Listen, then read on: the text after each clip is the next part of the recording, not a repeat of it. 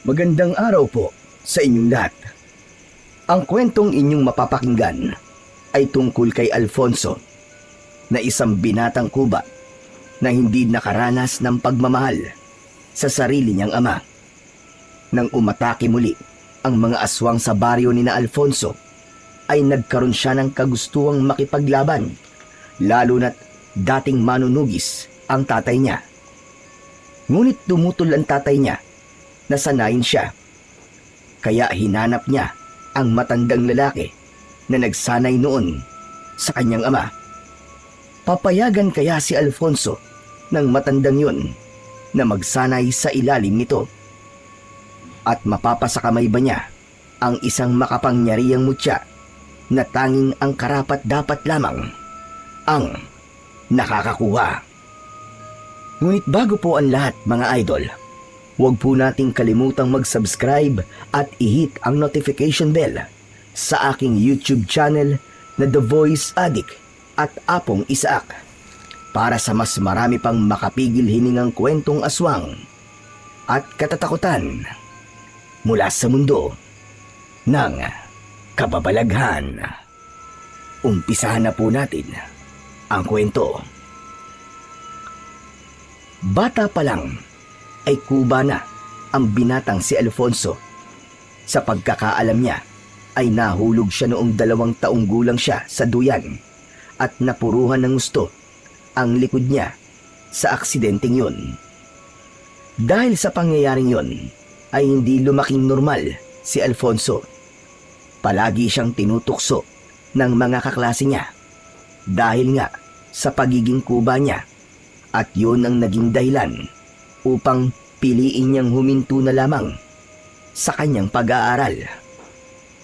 Dahil hindi nakapagtapos, ay naghahanap buhay si Alfonso sa isang taniman ng niyog sa kanilang baryo. Umaakyat siya sa puno ng niyog at kinukuha niya ang bunga noon. Isang hapon, kakatapos lang sa trabaho ni Alfonso, pasan niya sa balikat ang isang sako ng balinghoy na ibinigay sa kanya ng amo niya. Malapit na siya sa kanilang bahay nang makasalubong niya ang kaibigan niya na si Pepe. Hoy! Alfonso! Mukhang mabigat yung pasan mo ah! Mga balinghoy to. Ibinigay sa akin ni Sir Warren. Pwede naman tong kainin ni tatay o kaya ay ibenta ang iba eh. Dapat, hindi ka na nagbubuhat ng mabibigat, pambihira ka. Lalo kang makukuba niyan eh. Ikaw naman, magbuhat man ako ng mabigat o hindi, ay kuba na talaga ako. Wala na akong magagawa sa bagay na to, Pepe. Sa bagay, pero pwede ba akong makahingi ng ilang piraso ng balinghoy? Paborito ko kasi yan eh. Kapag papakuluan lang sa tubig tapos isasawsaw sa kinayod na nyug na may asukal. Yun lang ba? Walang problema. Magpunta ka na lang sa bahay at bibigyan kita. Yon! Salamat, Chong ha. Napakabait mo talaga. Alangan namang piliin ko pang maging masamang tao. Di ba? Kuba na nga ako tapos masama pa ang ugali ko. Ikaw talaga oh. Para namang minamaliit mo ang sarili mo sa sinabi mong yan eh. Alam mo, Chong, kahit kuba ka, mas may silbi ka pa kaysa sa mga batugan dito sa baryo natin. Ang dami nga dito na normal, pero napakatatamad naman. At isa na ako sa mga tamad na yun. Mabuti naman at aminado ka sa bagay na yan. O paano? Bauna na ako at baka mapatagal pa ang kwentuhan natin eh. Kailangan ko na makauwi sa amin at baka mapagalitan na ako ng tatay ko kapag gabi na eh. Wala pa rin ako sa amin. O sige. Mag-iingat ka, Chong ha. Ay, teka. Oo nga pala, Chong. Sandali lang. Bago ko makalimutan. Narinig mo na ba yung bulong-bulungan dito sa atin? Inaswang daw yung buntis na anak ni Mang Berto ah. Ha? Ano bang ibig mo sabihin? May aswang na naman dito sa atin? Mukhang gano'n na nga. Ay, Diyos ko. Sana naman wag nang maulit yung nangyari dati na halos gabi-gabi naatake tayo ng mga aswang. O sige na, umuwi ka na sa inyo. Tanging si Pepe ang masasabi ni Alfonso na totoo niyang kaibigan. Mula sa pagkabata ay magkalaro na sila at palagi pa silang magkaklase sa eskwelahan. Nakapagtapos naman ng high school si Pepe, pero mas gusto nito na tumambay lang kesa sa magtrabaho. Si Pepe rin ang palaging nagtatanggol sa kanya sa tuwing merong nanunukso sa pagiging kuba niya.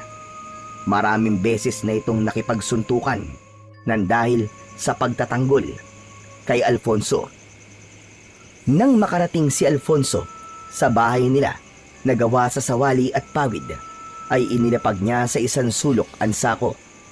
Naabutan niya roon ang kanyang ama na si Mang Salvador na nakadungaw sa bintana habang nakatanaw sa malayo. Lumapit si Alfonso kay Mang Salvador. Magmamano sana siya, ngunit hindi inabot ni Mang Salvador ang kamay nito.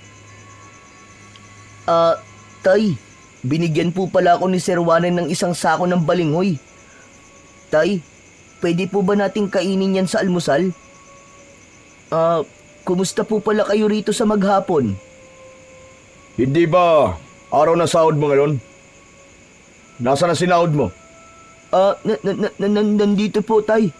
Ito po, oh. Akin na. Oh, bakit kulang to? Araw-araw ka nang pumapasok sa trabaho mo, hindi ba? Tay, kumuha lang po ako ng pambili ko po ng tsinelas. Butas na po kasi yung ginagamit kong tsinelas eh. Bakit? Nagagamit mo pa naman yun, di ba? Marami tayong utang na dapat bayaran, Alfonso. Bawat sentimo na kinikita mo ay mahalaga. Ipagpaliban mo na muna ang pagbili mo ng tsinelas. Sige po. Kinuha ni Alfonso sa bulsa ng kanyang pantalon ang pera na sana ay pambili niya ng tsinelas. Inabot niya yon sa ama niyang si Mang Salvador na agad naman itong kinuha. Nag-iisang anak si Alfonso ni Mang Salvador. Noon ay kilala sa kanilang baryo ang tatay niya bilang isang mahusay na manunugis ng mga aswang. Ngunit nagbago ang lahat simula nang mamatay ang asawa nito. Ang pagkamatay ng nanay ni Alfonso ay isinisisi ni Mang Salvador kay Alfonso. 10 taong gulang pa lamang noon si Alfonso nang lumabas siya sa bahay nila isang gabi. Sinundan siya ng nanay niya at inatake sila ng aswang. Pinatay ng aswang ang kanyang ina habang si Alfonso ay nakatakas na sugatan.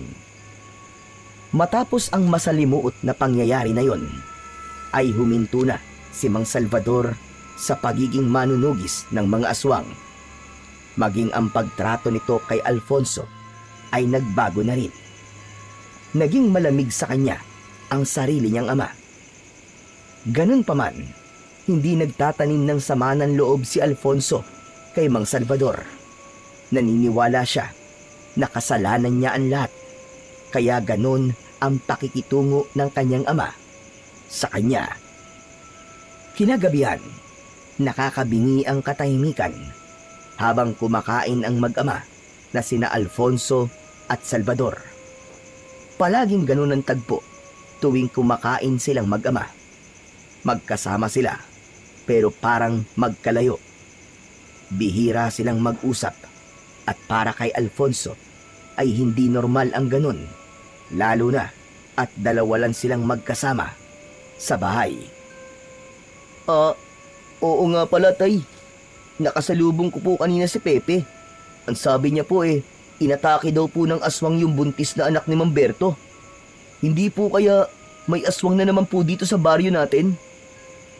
Hayaan mo sila. Ang importante ay hindi tayo ang inatake ng aswang. Tay, naisip ko lang po na baka mangyari ulit yung nangyari noong bata pa ako na pinuntirya po ng aswang ang baryo natin. Ano pong gagawin nyo kapag ganun po ang nangyari? Wala. Malamang. Sarili ko lang ang iisipin ko. Ayaw nyo na po ba talagang bumalik po sa pagiging manunugis ng aswang, tay? Naaalala ko po noon, napakagaling niyo pong makipaglaban sa mga aswang kahit wala po kayong ginagamit na agimat o kaya mutya. Hindi po ba kinatakutan ng mga aswang ang baryo natin nang dahil po sa inyo? Teka nga, ano bang gusto mong palabasin, Alfonso, ha? Bakit hindi mo na lang ako diretsahin? Tay, naisip ko lang po kasi na baka ito na po ang tamang oras para bumalik po kayo sa pagiging isang manunugis. Kung sakali po kasi na maulit yung nangyari nun, ay kailangan po ng baryo natin ng magtatanggol mula po sa mga aswang. Para sa kasalanan mo, matagal ko nang isinarado ang partingan ng buhay ko. Simula nang mamatay ang nanay mo, nawalan na ako ng ganang ipagtanggol ang baryong to sa mga aswang. Palagi kong tinatanong ang sarili ko kung bakit ang ibang tao ay nagawa kong protektahan, pero ang sarili kong asawa ay hindi. Isa pa, kasalanan mo kung bakit tinalikuran ko ang pagiging manunugis. Kung hindi ka sana lumabas ng gabing yon, hindi mamamatay ang nanay mo. Pinigilan ni Alfonso ang mapaluha. Pakiramdam niya ay paulit-ulit na sinasaksak ng kutsilyo ang dibdib niya sa mga salitang yon mula sa kanyang ama. Tay, kailan niyo po ba ako mapapatawad sa nagawa ko po na yon? Hinding-hindi kita mapapatawad, Alfonso. Habang buhay kitang sisisiin sa pagkamatay ng asawa ko. Tandaan mo yan. Bakit? Kapag pinatawad ba kita, ay mabubuhay ang nanay mo? Alam mo, nakakawalang ganang kumain dahil sa mga sinasabi mo. Peste buhay to. Hindi na tinapos ni Mang Salvador ang pagkain at padabog itong tumayo. Dumiretso ito sa labas ng bahay nila. Hindi na nagtangka pa si Alfonso na sundan ng kanyang ama. Alam niya na mas lalo lamang yung magagalit kapag sinundan niya. Nang mag-isa na lang siya, ay doon niya na pinakawalan ang mga luhang kanina pa niya pinipigilan. Makalipas ang ilang sandali, ay bumalik si Mang Salvador na may dalang isang bote ng alak. Naupo ito sa labas at doon nito ininom ng mag-isa ang alak. Pinanood lang ni Alfonso ang kanyang ama. Bilang nag-iisa nitong anak, masakit para sa kanya na wala siyang pagmamahal na natatanggap mula rito. Ngunit kahit ganun ang trato nito sa kanya, kahit paano ay naiintindihan niya kung saan nito hinuhugot ang galit nito sa kanya. Umasa na lang si Alfonso na isang araw ay magigising siya na pinapatawad na siya ng tatay niya. Nakatulog na si Alfonso sa paghihintay sa tatay niya na matapos sa pag-iinom. Nang maalimpungatan siya, ay nakita niya na nakahiga si Mang Salvador sa lupa sa labas ng bahay. Hay nako, ang hilig niyo talagang uminom tapos bigla kayo matutulog dito, tatay. Maingat na itinayo ni Alfonso ang tatay niya. Dinala niya yon sa loob ng kanilang bahay at inihiga niya sa banig. Kumuha siya ng basang bimpo at pinunasan niya ang mukha nito at braso. Habang ginagawa niya yon, ay napatitig siya sa mukha ng kanyang ama. Naisip niyang sabihin dito ang mga bagay na gusto niyang sabihin, pero hindi niya magawa dahil nahihiya siya. Tay, sana dumating ang araw na mapatawad mo ko sa nangyari kay nanay. Hindi ko naman po ginusto na mawala siya eh. Bata pa po ako ng panahong yun at hindi ko pa alam ang magiging resulta ng mga ginagawa ko. Pero kahit galit po kayo sa akin, tay, gusto ko pong malaman nyo na mahal ko po kayo. Masuyong hinaplos ni Alfonso ang buhok ng tatay niya. Nang masiguro niya na malinis na ito, ay humiga na siya sa tabi nito at ipinikit ang kanyang mga mata upang matulog. Sa mga sumunod na araw, ay mas naging maingay ang usap-usapan ng mga tao tungkol sa aswang. Nung una, ay kwento-kwento at haka-haka lamang ang lahat. Hanggang isang umaga, natagpuan ng bangkay ng isang lalaki sa may bukana ng gubat. Halos hindi na yun makilala sa tindi ng mga sugat nun sa katawan. Parang nilapa yun ng isang mabangis na hayop. Doon na tuluyang naniwala ang lahat na may aswang na naman sa kanilang baryo. At mula noon ay halos wala nang lumalabas ng bahay kapag sumasapit ang dilim. Isang umaga, magkasamang naglalakad sina Alfonso at Pepe patungo sa ilog na paborito nilang liguan simula noong mga bata pa sila. Grabe yung nangyari kay Mang Estong, no? Nakita mo ba yung katawan niya? Oo, hanggang ngayon nga hindi ko pa rin makalimutan ang itsura ng bangkay ni Mang Estong eh. Alam mo Pepe, walang duda, aswang nga talaga ang pumatay sa kanya. Sinabi mo pa. Nakakatakot na tuloy ulit dito sa baryo natin, no? Narinig ko nga na meron na raw nag-alsa balutan at may mga nagbabalak na rin umalis at lumipat na lamang sa ibang lugar. Malas ka lang kasi wala na kaming ibang bahay kundi dito lang eh. Gusto rin sana namin eh. Kami naman ay may kamag-anak sa Maynila, pero hindi ko alam kung gusto ni tatay na umalis kami rito eh. Oo nga pala, hindi ba dating manunugi si Mang Salvador? May nasabi ba siya sa'yo tungkol dun sa mga nangyari? Siguro naman, kahit hindi siya ganong lumalabas ng bahay niyo eh, alam niya ang mga nangyayari sa paligid niya. Ang totoo niyan, nung sinabi mo sa akin yung tungkol sa anak ni Mang Berto na buntis, ay sinabi ko sa kanya na baka may mga aswang na atake ulit dito sa atin eh.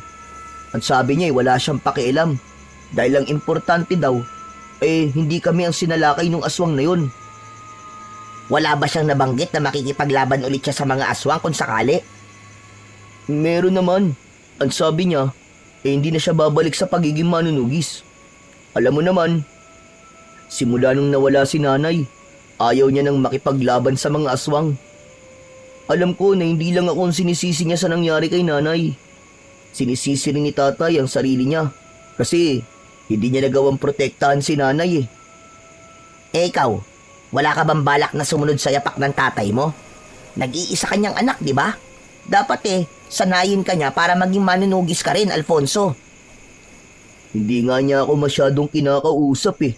Tapos sasanayin pa niya ako. Sus, malabong mangyari ang sinasabi mo, Pepe. Sayang naman pala kung ganon. Hay, sana naman ay merong matapang na makipaglaban sa mga aswang kung sakaling umatake na naman sila dito sa baryo natin. Naputol na ang pag-uusap ng magkaibigan nang makarating na sila sa ilog. Hinubad ni Pepe ang pang-itaas nitong damit habang si Alfonso ay lumusong sa tubig nang hindi naguhubad. Hindi kasi siya sanay na maghubad sa labas ng kanilang bahay dahil nahihiya siya na may makakita sa hindi normal niyang likod. Habang masayang naliligo ang dalawa sa ilog, ay may mga kabataang dumating. Pinagtawanan at tinukso ng mga yon si Alfonso. Tinawag siya ng isa na pagong na naliligo sa ilog. Hoy! Kayo kung nandito kayo para mang-inis lang, ay magsilayas na kayo. Mga wala kayong GMRC. Ganyan ba ang itinuro sa inyo ng mga magulang nyo? Ang manlait na may kapansanan? Sige na. Umalis na kayo. Kundi, sabay-sabay ko kayong lulunurin dito. Tila natakot naman kay Pepe ang mga makukulit na bata. Kaya umalis na ang mga yon. Nagtungo si Alfonso sa gilid ng ilog. Agad na naglaho ang saya na meron siya kanina. Naupo siya sa malapad na bato at malungkot na tumingin sa pag-agos ng tubig. Tumabi sa kanya si Pepe at inakbayan siya.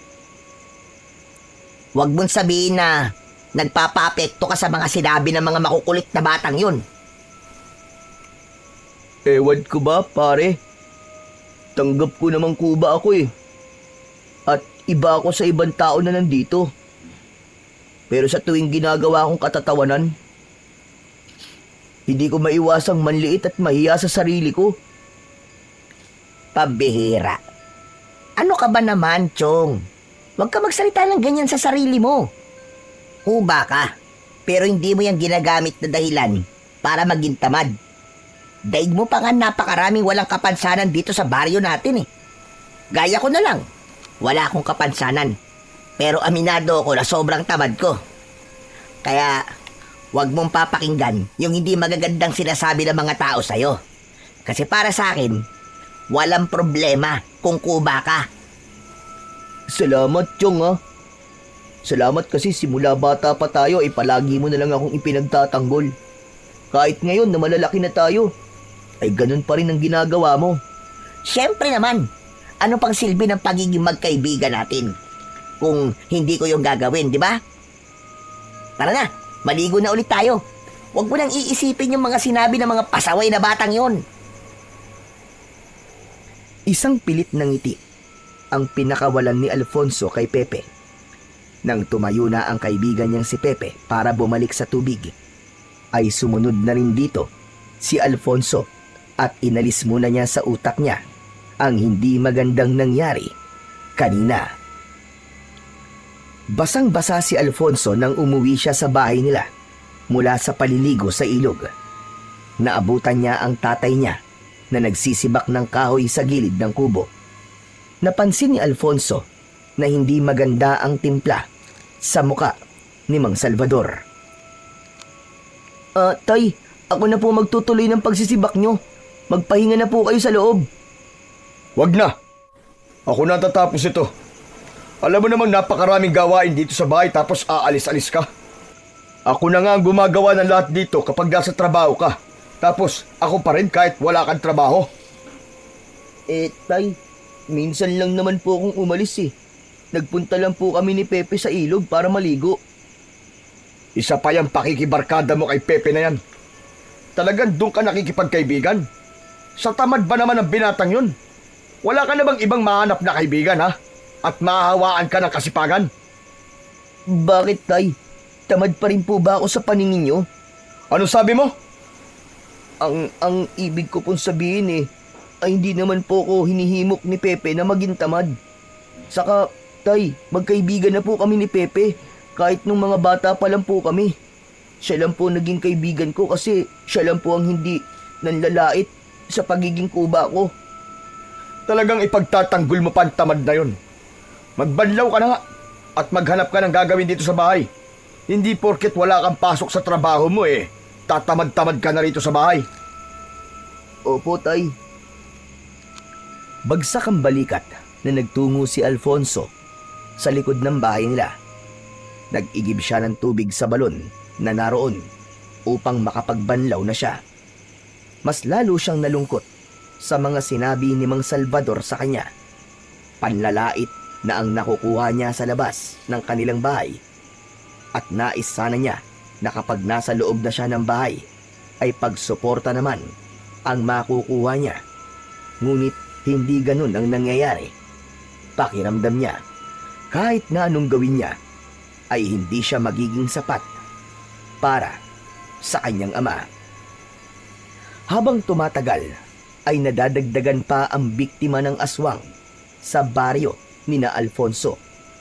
Nasundan yon ng isang pamilya na natagpo ang walang buhay sa loob mismo ng bahay ng mga ito. Isang karumal-dumal na pagpatay na ang alam ng lahat na aswang lamang ang may kakayahang gumawa. Dahil sa pangyayaring yon, ay natakot si Alfonso sa buhay nila ng kanyang ama.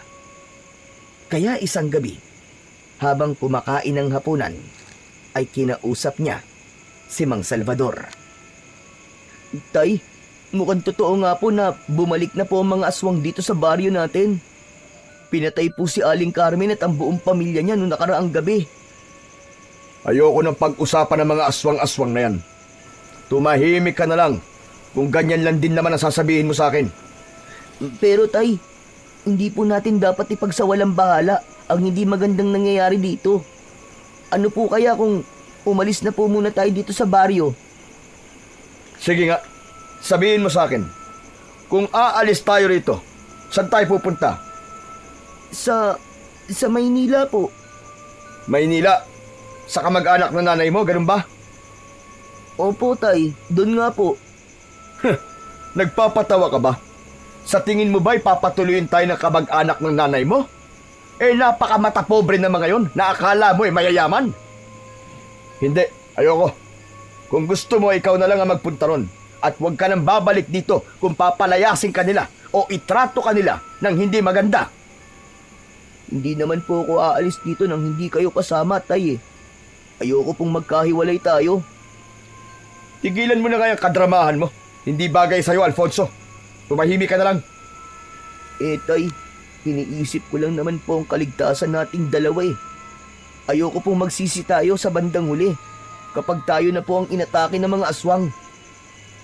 Kaya nga, kung natatakot ka ay umalis ka. Wala akong pakialam. Pero ako, hindi ako aalis dito dahil hindi ako natatakot sa mga aswang na yon. Kaya kong mag-isa. Mas gusto ko nga na mag-isa ako rito para hindi ko na nakikita yung pagbumuka mo. Pakiramdam ko kasi ay araw-araw akong pinaparusahan kapag nakikita kita. Hindi muna nagsalita si Alfonso. Sanay na siya sa ganung pagsasalita ni Mang Salvador sa kanya.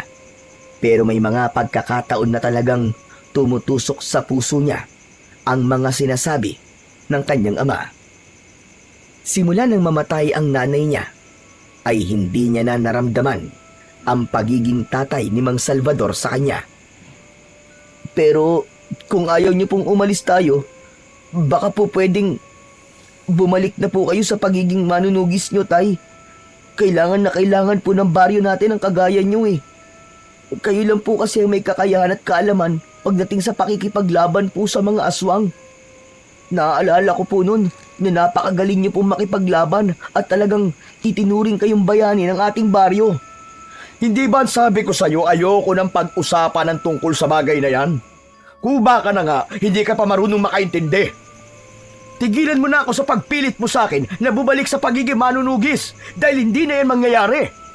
At kung ipipilit mo pa rin yan sa akin, ipapakain na lang kita sa mga aswang para wala nang pipilit sa akin sa mga bagay na ayoko nang gawin. Nang sabihin yun ni Mang Salvador kay Alfonso, ay hindi na siya muling nagsalita.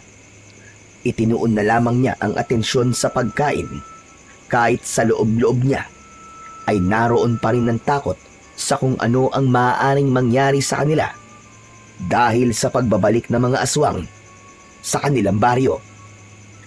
Nang dahil sa pagpatay ng mga aswang sa baryo ni na Alfonso, ay tuluyan ang kinausap ng kanilang kapitan, si Mang Salvador, upang himukin itong bumalik sa pagiging isang manunugis.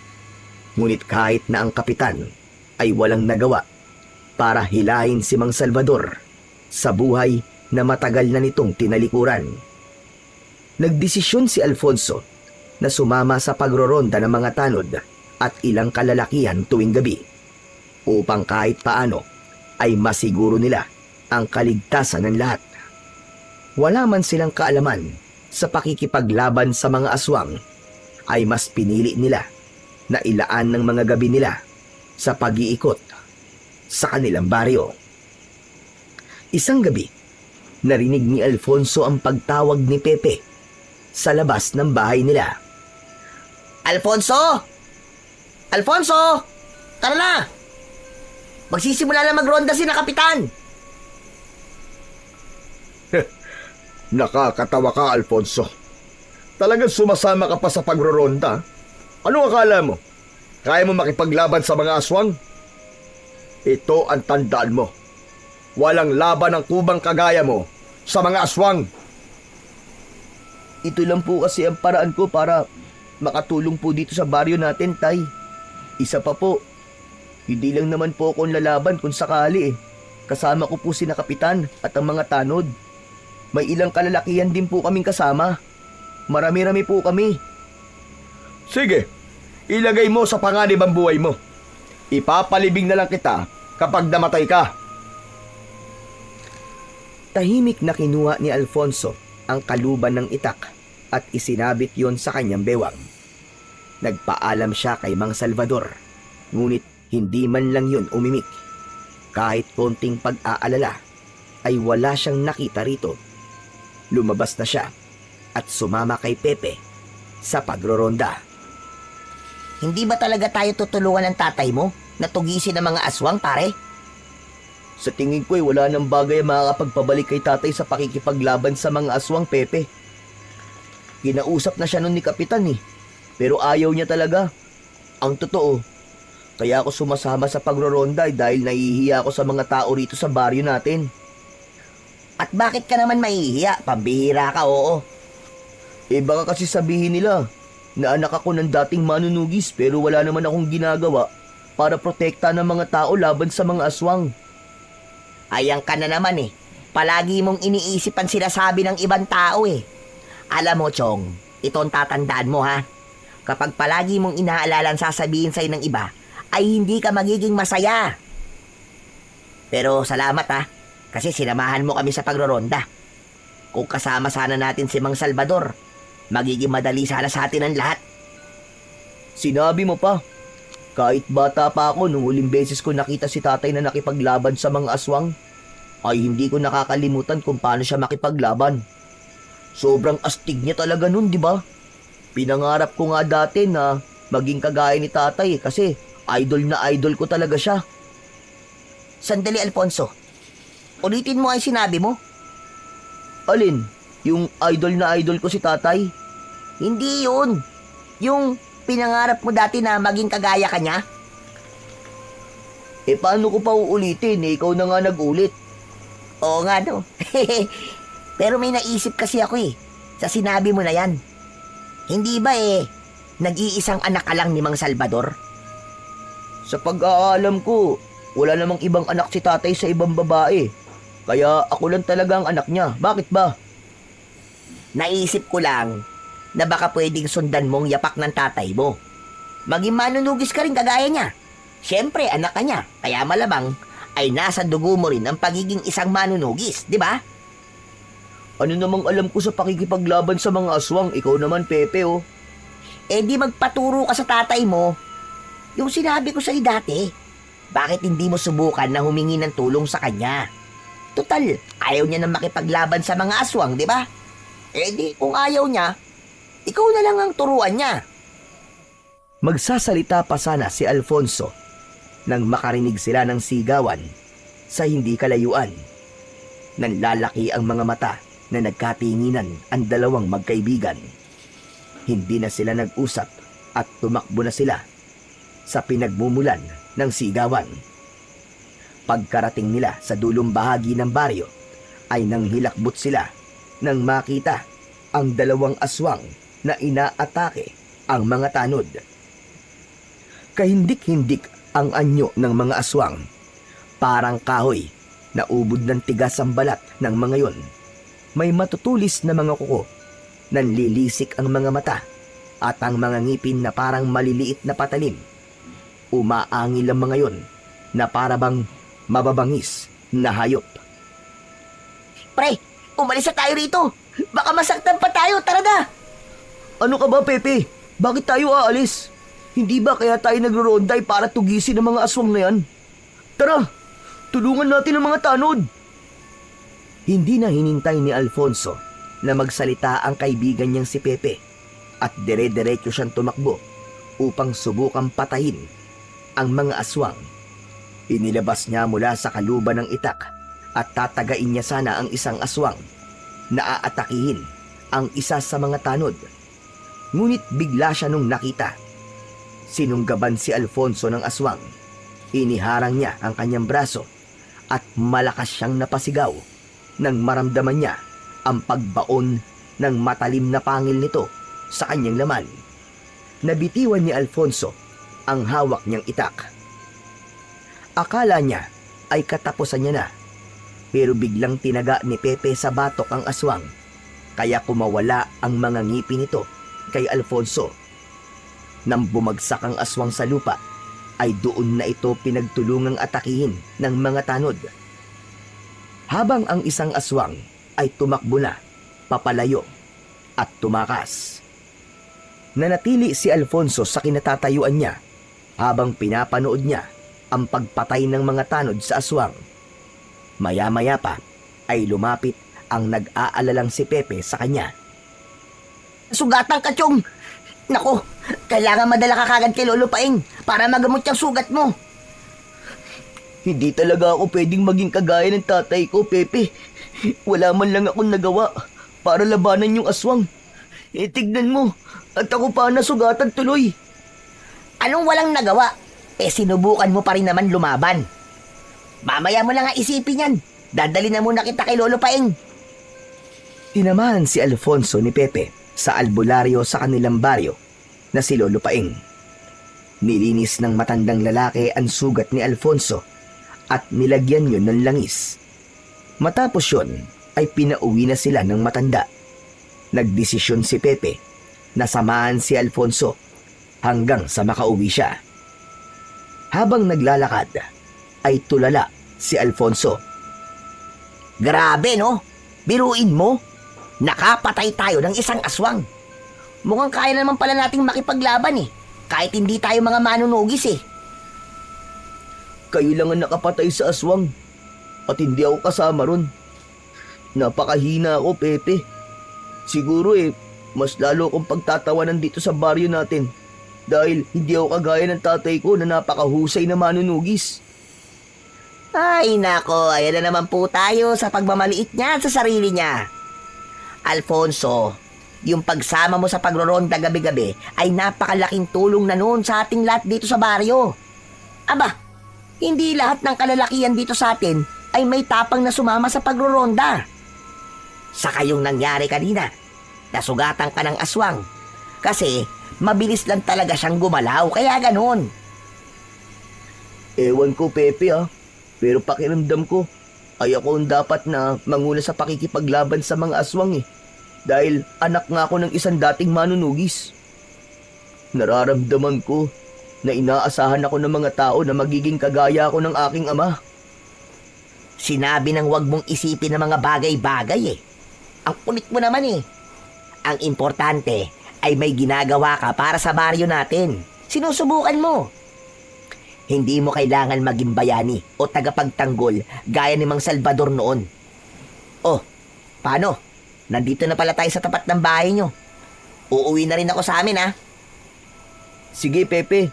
Salamat sa pag-aatid Mag-iingat ka pa uwi. Sige, Chong. Naglakad na ang paalis si Pepe at hindi mo na pumasok si Alfonso sa bahay nila. Hindi pa rin nawala sa isip niya ang nangyari kanina. Sigurado siya na kung nandoon lang ang tatay niya kanina ay mas lalo siya nitong ikakahiya. Maya-maya pa ay pumasok na siya sa bahay nila. Naabutan niya si Mang Salvador na mag-isang nag-iinom. Gising pa po pala kayo, Tay. O ano? Paano yung sugat mo sa braso? Inatake po ng aswang ang mga tanod Sinubukan ko po silang tulungan tapos, yun, nakagat po ko ng aswang sa braso, iniharang ko po Nakita mo na nangyari sa'yo. Walang silbi ang pagsama-sama mo sa pagroronda-ronda na yan dahil hindi mo naman talaga kaya makipaglaban sa mga aswang Napakatigas kasi ng ulo mo. O ano, tignan mo nangyari sa'yo. Buti nga sa'yo. Tay, hindi man lang po ba kayo nag-aalala sa akin? Nasugatan po ako dahil sa aswang. At bakit naman ako mag-aalala sa'yo, Aber? Ikaw ang may kasalanan kung bakit ka may sugat Sa kabuhay ka naman, ano ba dapat kong ipag-alala? Dapat po bang mamatay muna ako bago kayo mag-alala sa akin? Tigil-tigilan mo na nga ako sa mga padrama-drama mo na yan, Alfonso. Alam mong, dyan ako nabibisit lalo sa'yo Bakit, Tay? Pagdadrama po ba tingin niyo sa paglalabas ng totoong nararamdaman ko? Tay, nasaktan po ako, nasugatan po ako. Pero imbis na mag-alala kayo sa akin, parang natutuwa pa kayo sa nangyari sa akin. Kung buhay lang sana si nanay ngayon. Kung buhay lang sana ang nanay mo, ayan Ituloy mo, sasabihin mo. Wala po. Kung buhay sana ang nanay mo, hindi ganito ang buhay ko. Hindi sana ako nabubuhay sa lungkot at hindi ako nagtitiis na kasama ka. Alam ni Alfonso na kung patuloy siyang magsasalita at maglalabas ng sama ng loob, ay mapupunta sa hindi maganda ang tagpong yun. Kaya pinili na lamang niya na manahimik. Humiga na siya at hinayaan si Mang Salvador na mag-inom. Tumalikod siya sa gawin nito upang hindi nito makita ang pagpatak ng kanyang mga luha. Tahimik siyang umiyak at mag-isa niyang ininda ang sakit na matagal nang nasa kanyang puso at buong pagkatao. Kinabukasan ay parang walang nangyari nung nakaraang gabi. Sa kabila ng sugat sa braso ay pinili pa rin pumasok ni Alfonso sa kanyang trabaho. Habang naglalakad siya papunta sa taniman ng nyog, ay nakasalubong niya ang asawa ni Lolo Paing na si Lola Rosa. Si Lola Rosa ay ang parang naging nanay noon ni Mang Salvador. Sa pagkakaalam ni Alfonso, binata pa ang tatay niya nang napadpad ito sa baryong yon, at si Lola Rosa ang umampun dito hanggang sa kaya na nitong tumayo sa sarili nitong mga paa. Alfonso, ikaw pala yan. Ang tagal na nating hindi nagkikita, iho. Kaya nga po, Lole, ang sabi po sa akin ni Lolo Paing, nasa syudad daw po kayo. Oo, nag-alaga ako roon ng aking mga apo. Kaninang madaling araw lamang ako dumating. At nakakalungkot ang mga balitang ikinuwento sa akin ni Paing. Sumasalakay na naman pala ang mga aswang dito sa atin. Nabanggit rin niya sa akin na nakipaglaban kayo sa mga aswang kagabi at nasugatan ka raw. Opo, totoo po yun, Lola. Walang-wala po talaga ako sa kakayahan ng tatay ko sa pakikipaglaban sa mga aswang. Nag-iisa po niya akong anak, pero hindi ko po nakuha ang galing niya sa pagiging manunugis. Apo, ang pagiging manunugis ay hindi maaaring maging likas sa isang tao. Kahit nasa dugo nyo na ito, ay hindi pwedeng mahusay ka na kagad na makipaglaban sa mga aswang. Bakit? Ikaw ba ay hindi sinasanay ng iyong ama? Lola Rosa, sa kasamaang palad po, hindi eh. Ayaw niya po akong turuan. Alam niyo naman po, simulat sa pool nung namatay po si nanay, ay halos hindi na po ako kinakausap ni tatay. Kaya nga, nakakalungkot na hanggang ngayon ay ganun pa rin ang trato sa iyo ni Salvador. Naiintindihan ko naman po si tatay, Lola Rosa eh. Lola, yung sinabi niyo po kanina, ang ibig po ba sabihin hindi likas na magaling ang tatay ko na makipaglaban po sa mga aswang? Ganun po ba? Tama ka, hindi nga. Tinuruan siya noon ng isang matandang manunugis na nakatira dati dito sa ating baryo. Ang matandang yon ang dahilan kung bakit naging kilalang manunugis ang iyong ama. Hindi po nabanggit sa amin ni tatay ang bagay na yan Kilala mo naman si Salvador. Minsan ay masyadong malihim. O paano, Apo? Ako'y mauuna na sa iyo, hane. At baka hinahanap na ni Paing itong pinabili niya sa akin ng mga gulay. Sige po, Lola Rosa, mag-iingat po kayo. Habang naglalakad si Alfonso papunta sa taniman ng nyog, ay hindi niya naiwasan na isipin ang nalaman niya mula kay Lola Rosa tungkol sa kanyang ama. Dahil hindi niya alam na meron palang nagturo sa tatay niya para maging isang mahusay na manunugis. Makalipas ang 1 linggo, ay mas lalong tumindi ang pag-atake ng aswang sa baryo ni na Alfonso. May ilang mga kalalakihan na tumigil na sa pagroronda hanggang sa tuluyan ng natakot maging ang mga tanod dahil tila palakas ng palakas ang puwersa ng mga aswang na dumarating tuwing gabi. Dahil doon, maging sina Alfonso at Pepe ay inihinto na rin ang pagroronda dahil alam nila na hindi nila kaya kung silang dalawa lamang ang haharap sa mga aswang. Ang nangyari ay tila kanya-kanya na ng paraan ng mga tao kung paano masisiguro ang kaligtasan nila sa tuwing kakagat ang dilim. Bilang anak ng dating manunugis ay naniniwala si Alfonso na dapat ay may gawin siya. Kaya isang umaga wala siyang pasok sa trabaho, ay kinausap niya ang kanyang ama na nakaupo sa labas ng kanilang kubo. Tay, pwede po ba kitang makausap? Tungkol saan? Sa nangyayari po rito ngayon sa baryo natin. Alam ko pong alam niyo na parami na po ng parami ang nabibiktima ng mga aswang. Talaga bang hindi ka marunong umintindi, ha? Hindi ba ang sabi ko sa'yo ay hindi na ako babalik sa pagiging manunugis? Alam ko po yun. At hindi na po kita pipilitin po pagdating po sa bagay na yan. Ang gusto ko pong hilingin sa inyo ay turuan niyo po ako makipaglaban sa mga aswang, Tay. Ikaw, makikipaglaban sa mga aswang? Pinapatawa mo ba ako, Alfonso? Seryoso po ako, Tay.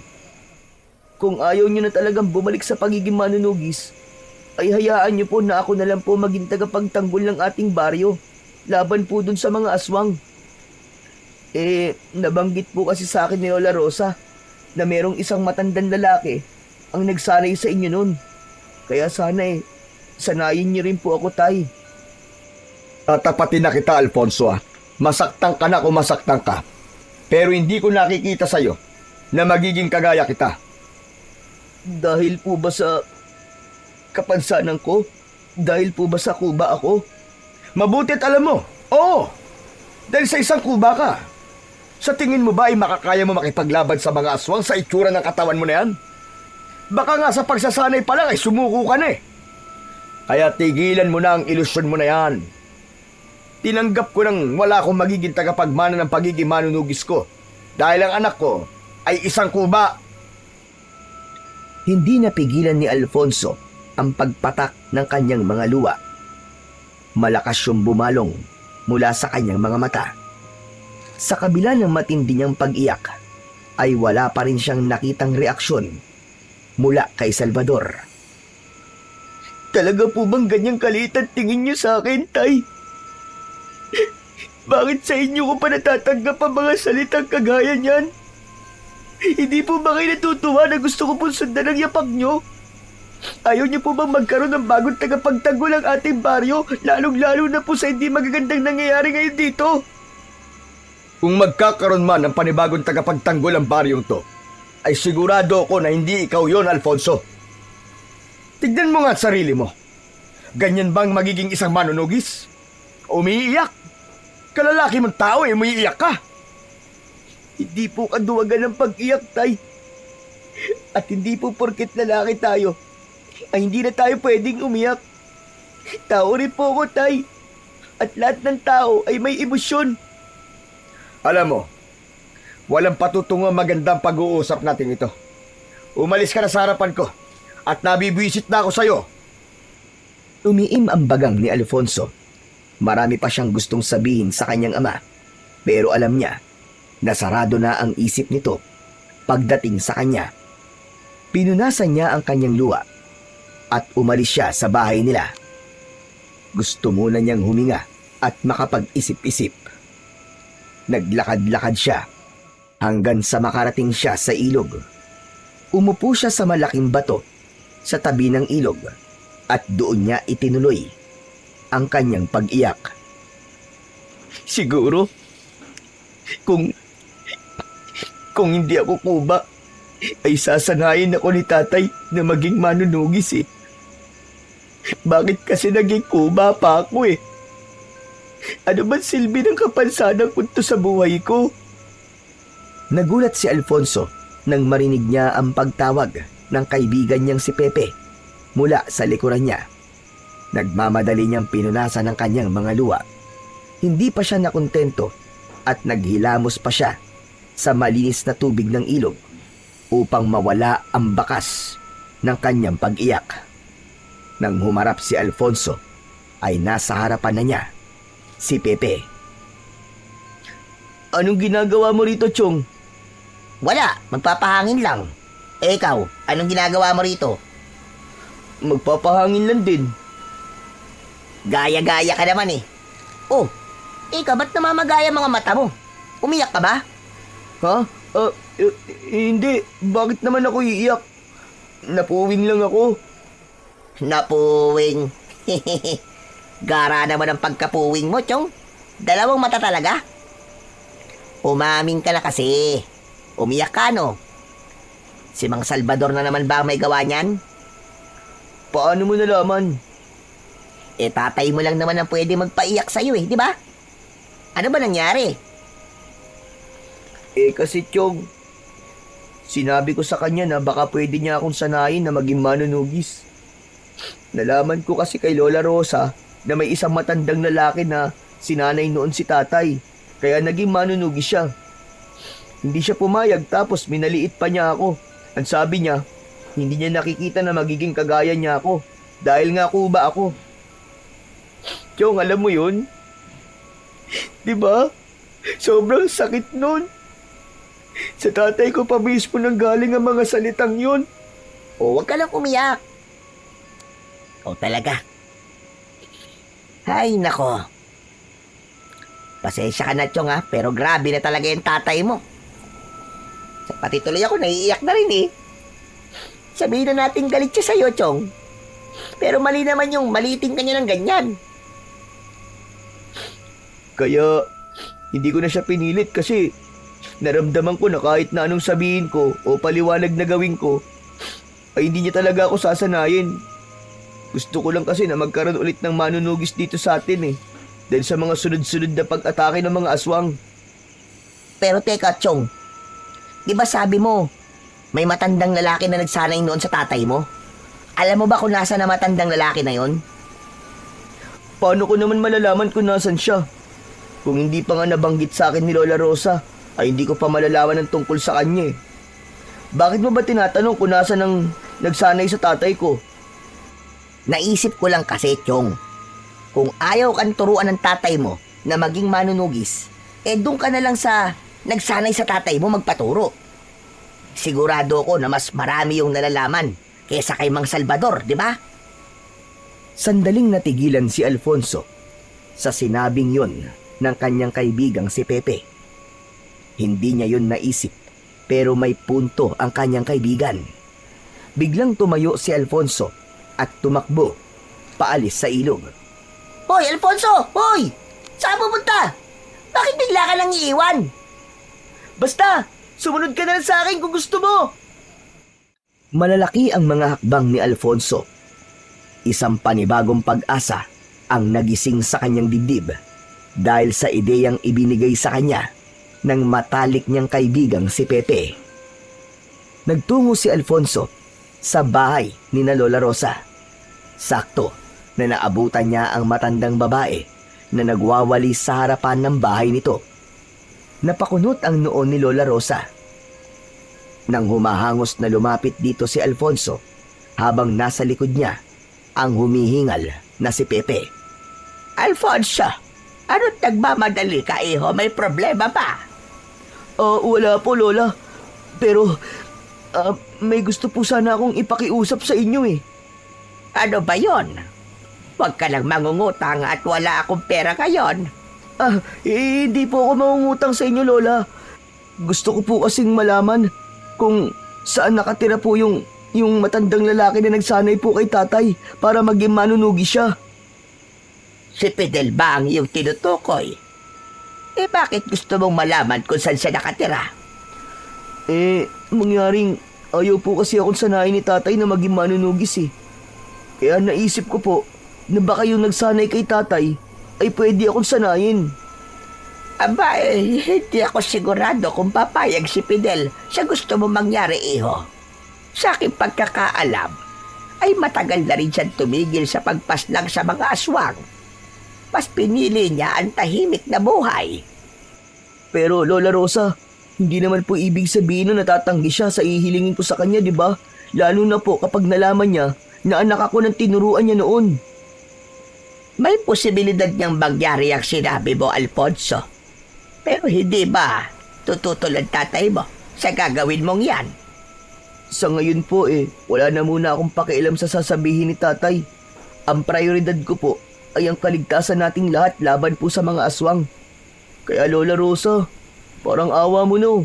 Sabihin mo na sa akin kung saan nakatira po ang sinasabi niyong si Fidel. Isang malalim na paghinga ang pinakawalan ni Lola Rosa. Matiim nitong tinignan si Alfonso ng diretso sa kanyang mga mata na para bang inaalam nito kung seryoso siya sa kanyang gustong mangyari. Lola Rosa, sabihin niyo na po kay Alfonso ang sagot sa tanong niya. Kilala niyo po itong kaibigan ko. Hindi po kayo natutitigilan hanggang sa magsalita kayo. Saka, hindi po para sa sarili niya ang gagawin niya, kundi po para sa ating lahat. Hindi po ba? O sige, sasabihin ko na sa'yo kung saan naninirahan si Fidel. Sa aking pagkakaalam, ay nakatira siya ngayon sa Barrio Catalina. Hindi po ba ilang baryo lang po ang layo nun mula rito? Tama ka. Ipagtanong niyo lang siya roon. Sabihin niyo kung saan nakatira ang dating manunugis na si Fidel. Sigurado ko nakilala siya sa lugar na yon. Ang problema nga lang ay hindi ko alam kung buhay pa siya hanggang ngayon. Napakatagal ng panahon simula nang umalis siya sa baryo natin. Malakas po ang kutob ko na buhay pa rin po siya hanggang ngayon, Lola Rosa. Siya na lang po ang pag-asa ko para matuto ko makipaglaban sa mga aswang. Sige po, maraming salamat po sa pagtanong niyo sa tanong ko, Lola Rosa. Nang sandaling yon, ay nagkaroon ng konting pag-asa si Alfonso na matututo na makipaglaban siya sa mga aswang. Ipinagdasal niya na sana ay buhay pa si Mang Fidel upang gaya ng kanyang ama ay maturuan din siya nito kung paano ang maging isang manunugis. Matapos makipag-usap kay Lola Rosa, ay bumalik sina Alfonso at Pepe sa tabing ilog upang doon makapag-usap. Chong, sabihin mo nga sa akin, desidido ka na ba talaga sa desisyon mong yan? Magpupunta ka talaga sa Barrio Catalina para hanapin yung Fidel? Wala nang atrasan to, Pepe. Gusto kong patunayan sa tatay ko na kaya ko ring maging manunugis sa kabila ng aking kapansanan. Isa pa, gusto ko rin na malaman ng mga aswang na hindi nila tayo pwedeng galawin, kaya sisikapin ko talaga na maging mahusay gaya ni tatay. O paano yan? Kailan mo pala balak umalis? Mamayang gabi na kagad, Chong. Tatakas na lang ako kay tatay kasi alam kong hindi siya papayag sa gagawin ko eh. Pero maraming salamat, Chong ha. Ideya mo to eh. Kung hindi mo yun sinabi sa akin, hindi ko talaga yun maiisip. Aba, syempre. Mukha lang akong hindi nag-iisip, no? Pero marami akong ideyang magaganda. Pero, gusto mo ba na samahan kita sa pagpunta sa Barrio Catalina? Wala rin naman akong gagawin eh. Wag na, Chong. Kaya ko nang mag-isa yun. Saka, hindi ko rin alam kung gaano ako katagal na mawawala eh. Baka mag-alala ang nanay at tatay mo sa'yo kapag hindi ka kagad nakauwi. Hindi na nagpumilit si Pepe sa kagustuhan nitong samahan si Alfonso. At sa loob ni Alfonso, ay desidido na talaga siyang hanapin si Mang Fidel. Nais niyang malaman ang mga nalalaman nito sa pakikipaglaban sa mga aswang upang magkaroon sila ng kahit konting pag-asa na muli nilang mapapahinto ang mga aswang sa pagsalakay at pamimerwisyo sa kanilang baryo. Pagsapit ng gabi, ay tahimik na lumabas si Alfonso sa kanilang bahay. Naging maingat siya sa bawat pagakbang upang hindi magising ang kanyang ama na natutulog. Nag-iwan siya ng pera sa ibabaw ng lamesa upang meron itong magagamit sa mga araw na mawawala siya. Isang lumang bag ang dala ni Alfonso na naglalaman ng pera at konting damit. Nakasabit sa bewang niya ang kaluban na may itak upang handa siya kung sakaling may makasalubong siyang aswang. Nang nakalabas na si Alfonso, ay patakbo na siyang naglakad paalis sa kanilang baryo. Malapit na siya sa bukana ng arko na palabas ng baryo nang may biglang tumapik sa likod niya. Agad siyang naalerto. Hinugot niya ang itak sa kaluban at mabilis siyang humarap sa likod niya. Handa na siyang tagain ng naroon pero nabitin sa hangin ang itak niya nang makita ang kaibigan niyang si Pepe. Wag! Pre, ako to! Ano ba yan? Huwag mo akong tagain. Pambihira ka naman, oh. Ay, sorry. Akala ko kasi aswang ka eh. Ano ba kasing ginagawa mo rito? Bigla ka na lamang sumusulpot. Hindi ba sabi ko sa'yo kanina isasama ako sa'yo? Kaya ako nandito kasi sasamahan kita sa pupuntahan mo. At ang sabi ko sa'yo ay huwag ka nang sumama sa akin kasi kaya ko nang mag-isa to. Bakit? Sinabi ko bang payag ako na hindi mo ako isama? O ano, tara na. Para makarating na agad tayo sa Baryo Catalina. Ewan ko sa'yo, Chong. Ang tigas din talaga ng ulo mo kahit kailan eh. Mana lang naman ako sa'yo, no? Saka, Chong, hindi kita pwedeng pabayaan, no? Gusto ko, nakasama mo ko sa mga nangyayari sa'yo sa Baryo Catalina. Gusto kong masaksiyan kung paano ka huhubugin ng Fidel na yon para maging isang mahusay na manunugis. Oh, bakit naluluwa ka dyan? Paano, Chong? Naluluwa lang kasi ako eh.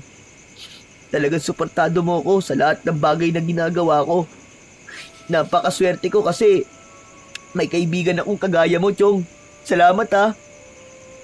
Anak nang, nagdrama pa talaga. Tara na nga, baka makahanap pa tayo ng masasakyan para hindi na tayo mahirapan sa paglalakad. Tara na!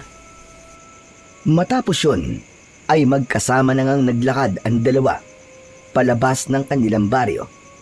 Halos 1 oras ang ginugol nila sa paglalakad bago sila nakarating sa mismong kalsada. Pagdating doon, ay tuloy pa rin sila sa paglalakad. Tila umayon naman sa kanila ang pagkakataon dahil merong isang jeep na dumaan. Nakisakay sila roon nang malaman nila na pupunta yon sa baryo na katabi lang ng Baryo Catalina. Pasikat na ang araw nang marating nina Alfonso ang Baryo Catalina. Halos gaya rin ng baryo nila ang lugar na yon. Mga kubo ang bahay, mga palayan at kabundukan sa hindi kalayuan. Ang kaibahan nga lang ay may mangilang-ngilang tao na nasa labas ng ganung oras. Sa baryo kasi nila, hanggat hindi pa sumisikat ang araw, ay wala pang naglalakas ng loob na lumabas ng bahay dahil nga sa takot sa mga aswang. Nagtanong sina Alfonso at Pepe sa isang matandang babae na kanilang nakasalubong kung kilala ba nito si Mang Fidel na dating manunugis. Ayon sa matandang babae ay nakatira si Mang Fidel sa loob ng kagubatan. Sinabi nito na diretsuhin lang nila ang daan na makikita nila sa bungad ng gubat at mahahanap nila kagad ang bahay ni Mang Fidel.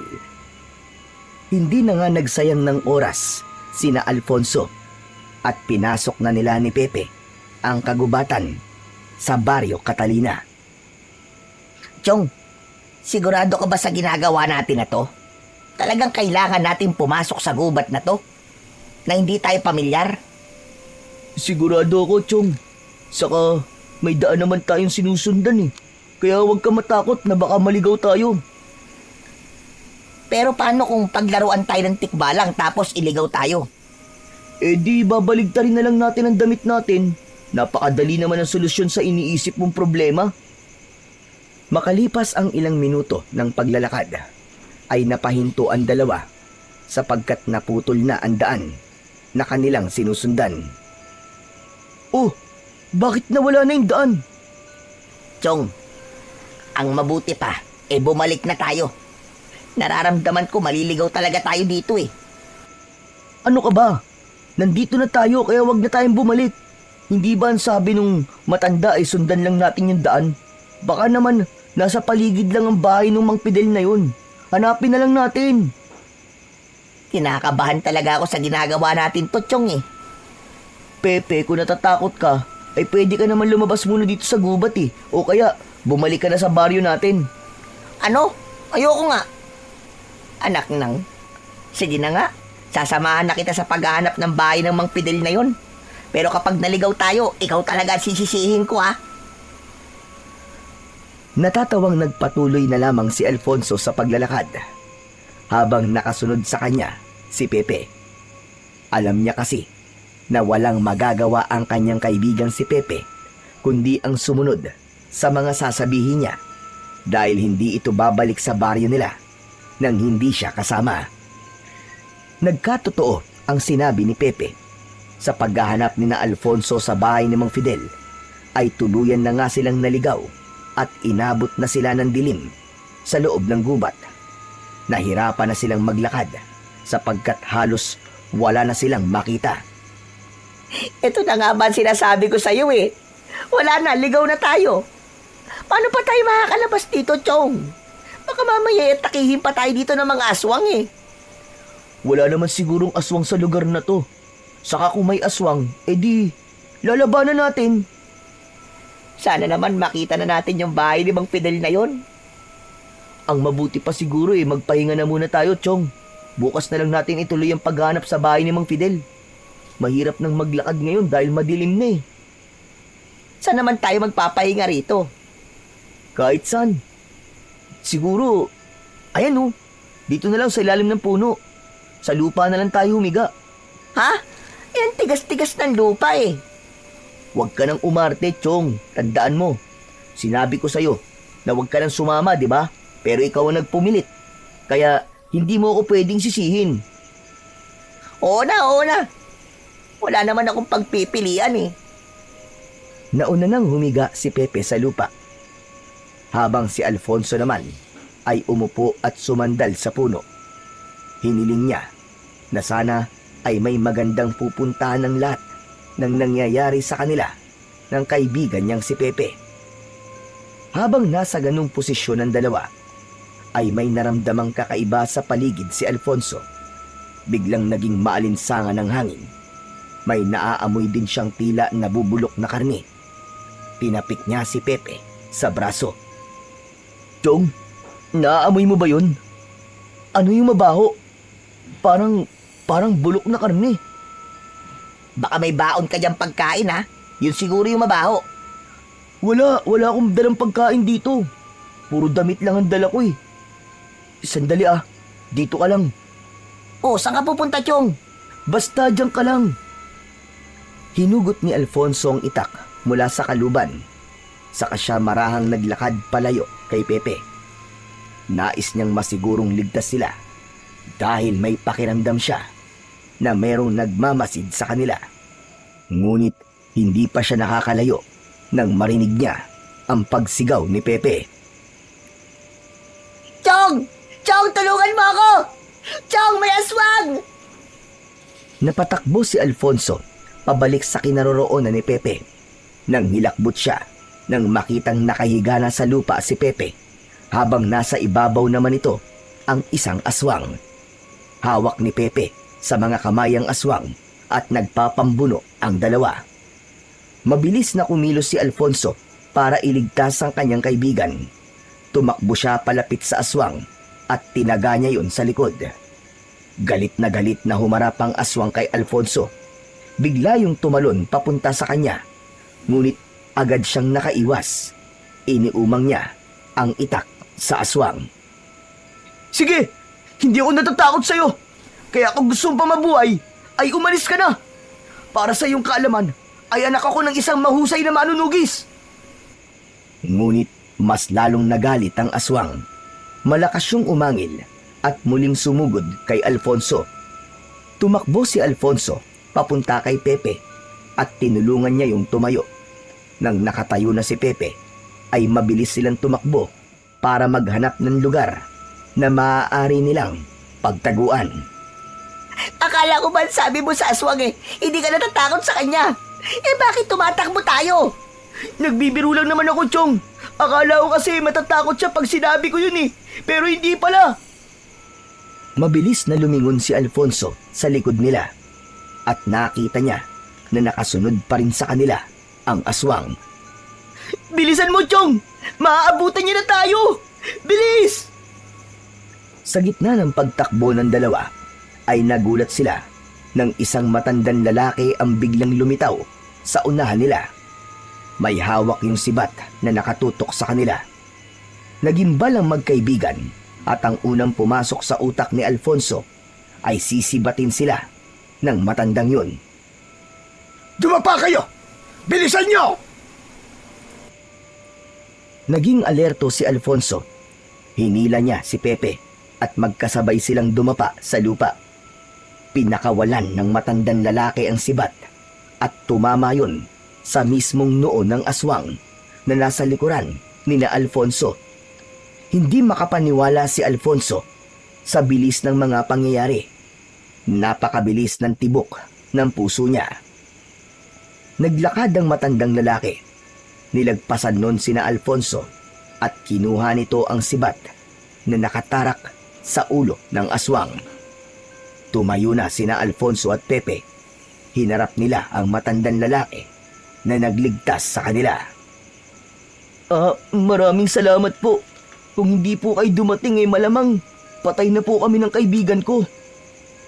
Mga dayo kayo rito, no? Ngayon ko lang kasi kayo nakita. Naliligaw ba kayo? Opo. Ito po kasi kaibigan ko eh. Ang sabi ko po bumalik na kami sa Barrio Catalina. Habang maliwanag pa pero masyado pong makulit eh. Pwede bang wag mo na akong sisihin, Chong? Ang importante, buhay pa rin tayo hanggang ngayon. Saka malay ko ba na may aswang din dito?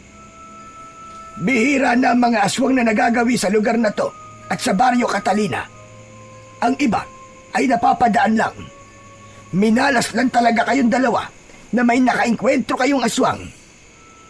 Ngunit, ano ba talagang ginagawa nyo rito sa gubat? Ang totoo po kasi niyan, Tatang. May hinahanap po kasi kaming tao. Isa po siyang dating manunugis na nagturo po sa tatay ko. Baka kilala niyo po siya. Fidel po ang pangalan niya. Nasa harapan nyo na ang inyong hinahanap. Ano? Kayo po si Mang Fidel? Ako nga, at sigurado ko na ikaw ang anak ni Salvador dahil iisang tao lang naman ang sinanay ko nun para maging isang manunugis. Ako nga po yun. Ako po si Alfonso at ito naman po ang kaibigan kong si Pepe.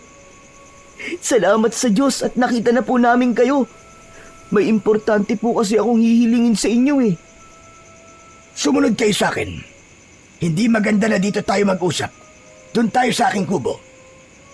Tumalikod na si Fidel at nagsimulang maglakad. Agad namang sumunod sina Alfonso at Pepe sa matandang lalaki.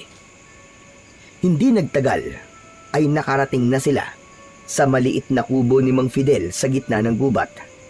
Nakaupo sina Alfonso at Pepe sa kawayang sahig habang may gasera sa gitna nila. Si Mang Fidel ay nasa labas at nagpapainit ng tubig para sa kape. Grabe, Chong. Ang akala ko talaga mamamatay na tayo kanina eh. Buti na lang talaga at biglang dumating si Mang Fidel at iniligtas tayo. Tama ka, Chong. Mukhang pumapabor nga sa atin ang tadhana. Yung pag-atake ng aswang sa atin kanina, naging paraan yun para makita natin si Mang Fidel. Hindi pa rin ako makapaniwala na nandito na tayo sa bahay niya. Maya-maya pa ay pumasok na si Mang Fidel na may dalang 3 baso ng mainit na kape na nakapatong sa pinggan. Inilapag nito ang mga baso sa sahig. Naupo na rin ang matandang lalaki. Higupin nyo na yung kape nyo habang mainit pa. Maraming salamat po, Mang Fidel. Siya nga pala, kumusta na pala si Salvador? Ang huling kita pa namin nung natapos na ang pagsasanay niya sa akin. Ang totoo po, sa ngayon, hindi maganda ang lagay niya dahil dinidibdib pa rin po ng tatay ko ang pagkamatay ng nanay ko sa kamay ng mga aswang. Sadyang masakit para sa isang manunugis na mamatay ang minamahal nito sa kamay ng aswang. Kaya naiintindihan ko ang pinagdadaanan ni Salvador ngayon. Ano nga pala yung importanteng sasabihin mo sa akin, Alfonso? Sa ngayon po kasi, sinasalakay muli ang aming baryo ng mga aswang. Ayaw na po kasing bumalik ni tatay sa pagiging isang manunugis Kaya naisip ko po na baka maaari niyo po akong turuan na makipaglaban po sa mga aswang. Gusto ko po sanang sanayin niyo ako, gaya ng ginawa niyo sa akin tatay noon. Bakit hindi ka sa iyong ama magpaturo? Kung ano ang aking nalalaman, ay ganun din ang sa kanya. Galit po kasi sa akin si tatay. Isa pa, wala po siyang tiwala sa akin. At sabi po niya, ay hindi niya nakikita na magiging isa akong manunugis dahil kuba ako. Ay nako, sa mga sinasabi mo ay parang hindi ko natuloy kilala si Salvador. Isa sa mga sinabi ko sa kanya noon na ang pagiging manunugis ay hindi kayang hadlagan ng kasarian, edad at kapansanan. Kung malinis ang iyong hangarin at may tapang kang taglay, ay maaari kang maging isang manunugis. Kaya po nandito ako ngayon para makiusap po sa inyo na sanayin niyo po ako. Gusto ko pong matutong makipaglaban sa mga aswang dahil gusto kong ipagtanggol ang aming baryo gaya ng ginawa noon ni tatay. Parang awa niyo na po, Mang Fidel. Sanayin niyo po ako. Hindi mo na kailangan makiusap sa akin, Alfonso. Nakikita ko na malinis ang iyong hangarin. Kaya huwag ka mag-alala. Ituturo ko sa iyo ang aking nalalaman sa pakikipaglaban sa mga aswang. Kung handa ka na, ay magsisimula na tayo. Bukas din ang umaga. Talaga po? Maraming salamat po, Mang Fidel. Salamat po talaga. Halos maiyak si Alfonso ng sandaling yon. Hindi siya makapaniwala na papayag si Mang Fidel ng ganun kabilis sa kanyang hiling. Sa unang araw ng pagsasanay, ay dinala ni Mang Fidel si Alfonso sa isang malawak na bakanting lupa sa gitna ng kagubatan. Dala ni Mang Fidel ang mga sandata na maaaring magamit ni Alfonso sa pakikipaglaban sa mga aswang. May itak, pana, sibat at mga patalim na may kakaibang disenyo. Isa-isa yung ipinakita ni Mang Fidel kay Alfonso at ipinaliwanag ng matanda ang gamit ng bawat isa. Sa unang subok pa lang ni Alfonso na gamitin ang mga sandata ay halatang hindi siya sanay, pero hindi siya pinabayaan ni Mang Fidel. Ginabayan siya nito ng maayos kung paano niya gagamitin ang mga sandata. Bukod sa paggamit ng sandata, sinimulan din ni Mang Fidel ang pagpapalakas ng katawan ni Alfonso. Gumising si Alfonso ng madaling araw upang magbuhat ng mga kahoy. Tumakbo sa paligid ng kagubatan at nagbababad sa malamig na ilog upang patigasin ang kanyang katawan. Kahit nananakit na ang kanyang likod at hinihila ng pagod ang kanyang mga tuhod, ay hindi sumuko si Alfonso. Gusto niyang patunayan na kaya niya at hindi hadlang ang pagiging kuba niya upang maging isa siyang manunugis. Makalipas ang halos 1 linggo, ay tuluyan ng natutunan ni Alfonso ang paggamit ng iba't ibang sandata. Kung minsan ay hinahayaan na siya ni Mang Fidel na magsanay ng mag-isa.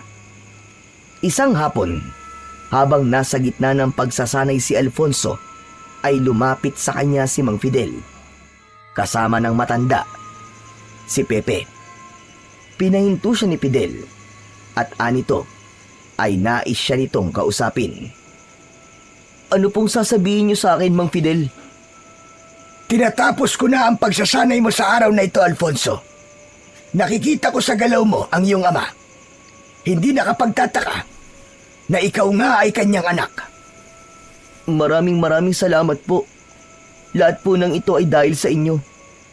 Salamat po at pinayagan niyo akong magsanay sa tulong niyo. Habang buhay ko pong tatanawin na malaking utang na loob to sa inyo. Walang anuman. Isang karangalan sa akin ang makapagturo ng kaalaman sa pakikipaglaban sa lahat ng mga nagnanais na maging isang manunugis. Ngunit Alfonso, nais ko na makasiguro na mananalo ka sa pakikipaglaban mo sa mga aswang sa inyong baryo. Kaya may isang bagay na nais kong subukan mong kunin. Ano po ang bagay na yun? Ang mutya ng buto ng kamelyo. Isang makapangyarihang mutya na magbibigay ng isang kakaibang lakas at husay sa pakikipaglaban sa kung sino man ang magmamay-ari nito. Nasaan po ang mutya na sinasabi niyo? Ang mutya ng buto ng kamelyo ay matatagpuan sa isang kuweba na hindi ganun kalayo sa aking kubo. Minsan ko nang sinubukang kunin yon, Ngunit hindi ako ang hinihintay ng diwatang nagbabantay sa mutyang yon. Pero baka hindi ko rin po makuha ang mutya, Mang Fidel. Kayo nga po na napakatagal ng manunugis ay hindi nakuha yon. Ako pa ho kaya?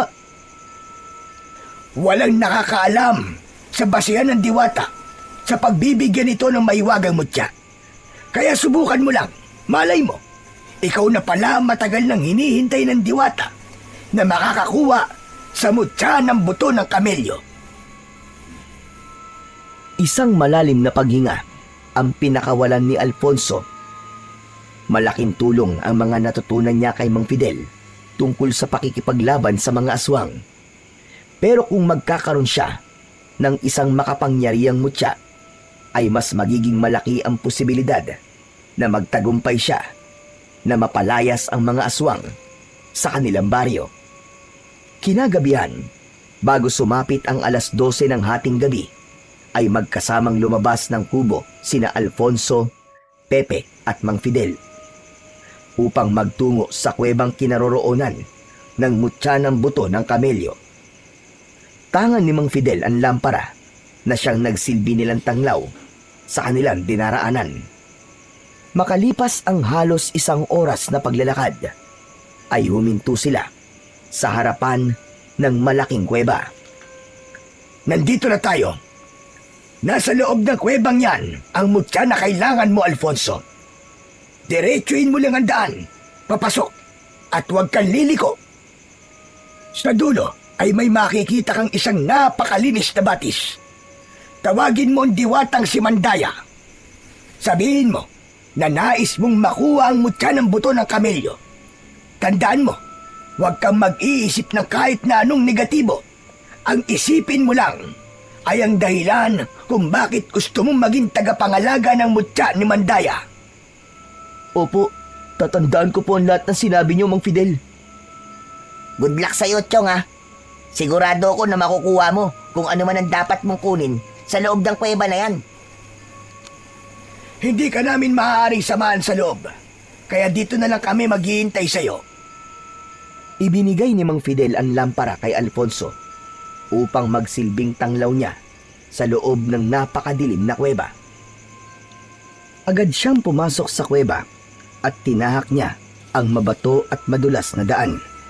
Naging maingat siya sa kanyang paglalakad dahil isang maling hakbang lang niya ay maaari siyang maaksidente at masaktan. Kakaiba ang lamig sa loob ng kuweba na yon. Nakakabingi rin ang katahimikan. Pakiramdam ni Alfonso ay napakaraming mata ang nakatingin sa kanya, ngunit nagpatuloy lang siya sa paglalakad hanggang sa narating na niya ang dulong bahagi ng kuweba. Doon ay nakita niya ang isang napakalinis na batis. Inilapag niya ang lampara sa malapad na bato. Huminga ng malalim si Alfonso at wala siyang ibang inisip kundi ang dahilan kung bakit niya nais na makuha ang mutya ng buto ng kamelyo.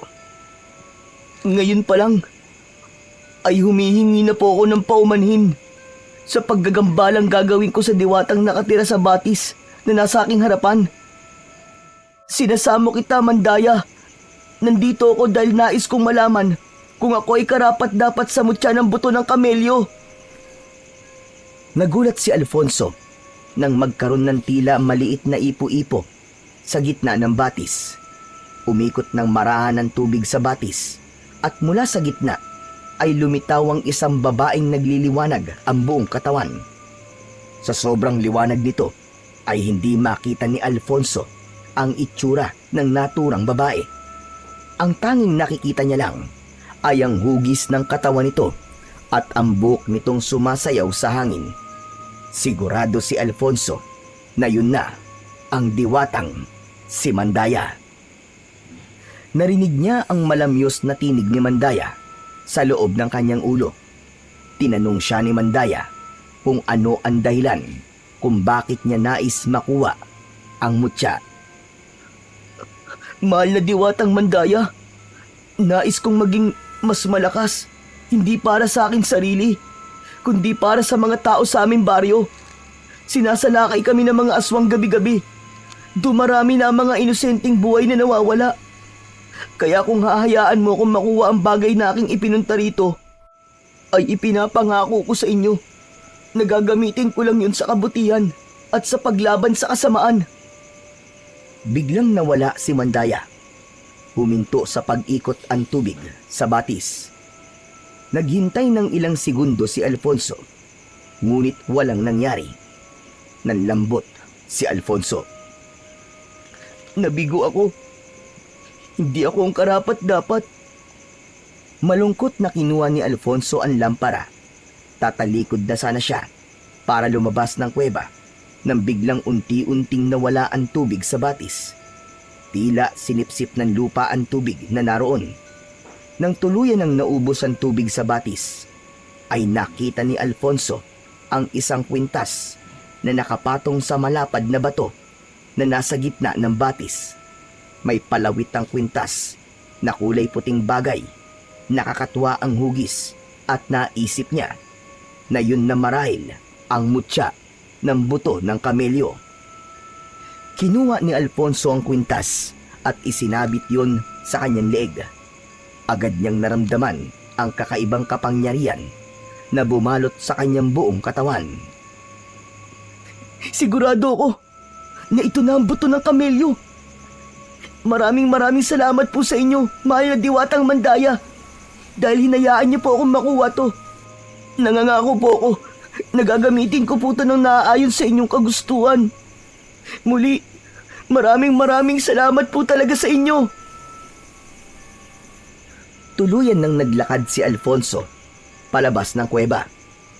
Hindi na siya makapaghintay na ipakita kay Mang Fidel at sa kaibigan niyang si Pepe ang mutya ng buto ng kamelyo. Sigurado siya na matutuwa ang mga yon sa kanyang tagumpay. Nang nakalabas na si Alfonso sa kuweba, ay nakita niya sina Mang Fidel at Pepe na matyagang naghihintay sa kanya. Agad na lumapit ang dalawa sa kanya at bumakas ang saya sa muka ng mga yon nang makita ang kwintas na nakasabit sa kanyang leeg. Nagtagumpay ka, Alfonso! Yan na nga ang mutya ng buto ng kamelyo! Kaya nga po, maraming salamat po kay Mandaya dahil hinayaan niya akong makuha to. At salamat din po sa inyo, Mang Fidel, dahil ipinaalam niyo po na may ganito palang bagay na magagamit ko sa pakikipaglaban sa mga aswang. Ngayon pa lang ay nararamdaman ko ng lumakas ako. Sigurado ko na naramdaman ng diwata ang kalinisan ng iyong puso. Kaya ipinagkaloob niya yan sa'yo. Eh di kung ganon, maaari na tayong bumalik sa baryo natin, Chong. Nako. Humanda talaga sa'yo ang mga aswang na yon. Tama ka, Chong. Ipapakita natin sa mga aswang na yon na nagkamali sila na bumalik pa sa baryo natin. Hangad ko ang inyong tagumpay. Lalo na sa'yo, Alfonso. Ipakita mo sa lahat at sa iyong ama na hindi hadlang ang pagiging kuba mo upang maging isang manunugis. Ano man ang itsura, edad o kasarian ng isang tao, ay kayang-kaya niyang maging isang bayani. Hihintayin ko ang pagbabalik niyo sa aking bahay upang sabihin na kayo ay nagtagumpay. Opo, Mang Fidel. Gagawin po namin yan. At maraming salamat po talaga ulit dahil sinanay niyo po ako. Mang Fidel, maraming salamat po sa tiwala pong ibinigay niyo sa akin. Hindi na nag-aksaya ng oras sina Alfonso at Pepe. Matapos nilang magpaalam kay Mang Fidel, ay naglakbay na sila pabalik sa kanilang baryo habang dala ang malaking pag-asa na muling mananalo ang kanilang baryo laban sa mga aswang. Umaga na nang nakarating sina Alfonso at Pepe sa kanilang baryo. Hindi muna umuwi si Alfonso sa bahay nila dahil ayaw muna niyang magpakita sa kanyang ama. Nanatili muna siya sa bahay ni na Pepe.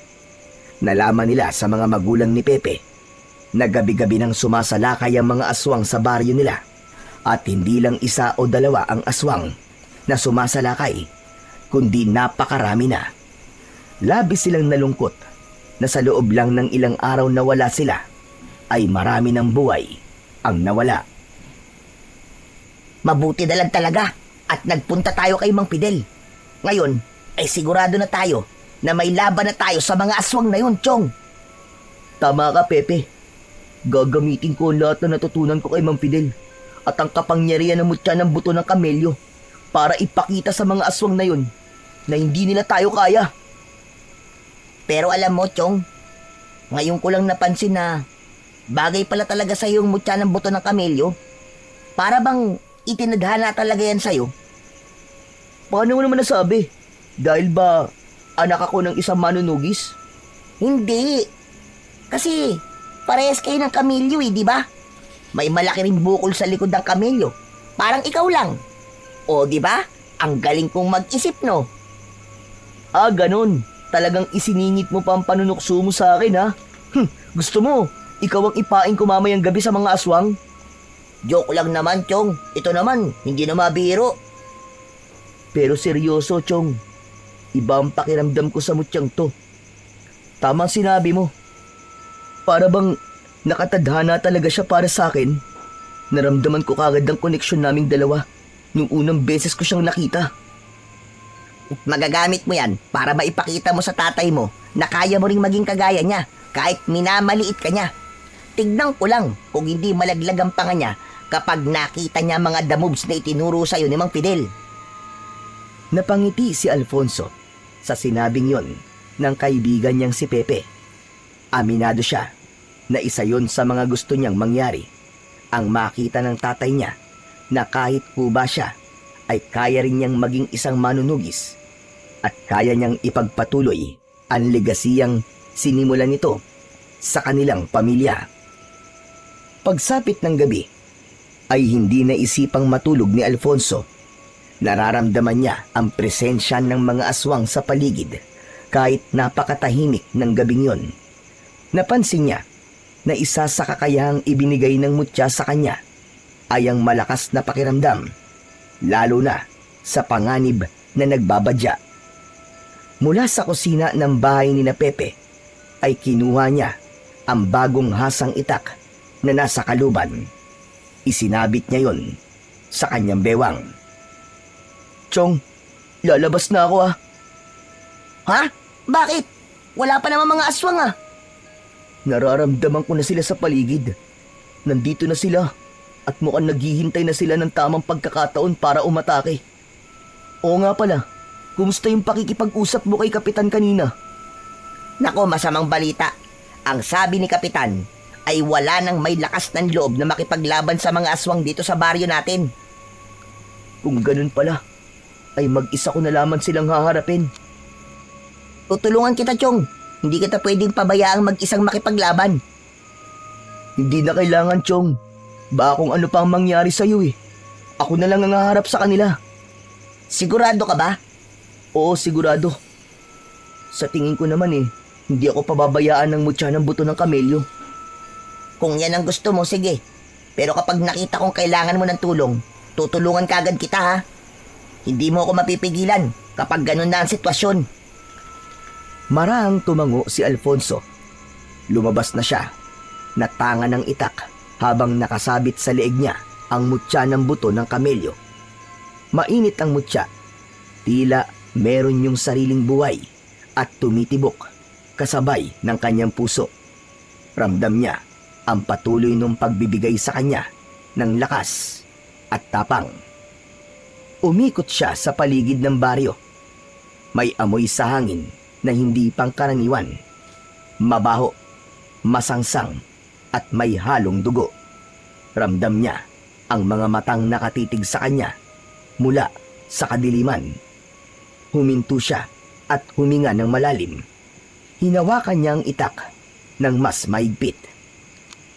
Alam ko nasa paligid lang kayo. Huwag na kayo magtago!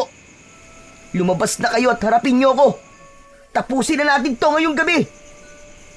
Mula sa likod ng mga puno at madidilim na bahagi ay isa-isang nagsilabasa ng mga aswang. Tila tinawanan siya ng mga yon dahil sa pagiging kuba niya.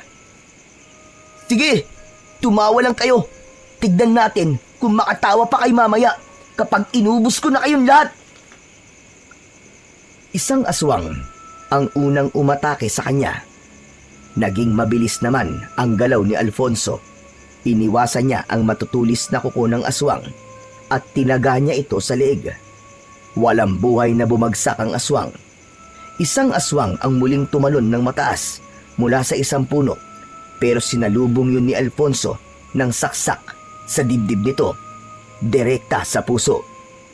Doon na naging sunod-sunod ang pag-atake ng mga aswang kay Alfonso. Tila naramdaman ng mga yon na hindi mananalo ang mga ito kung paisa-isa ang mga yon na aatake sa kanya. Sinalubong ni Alfonso ang lahat ng pag-atake ng mga aswang.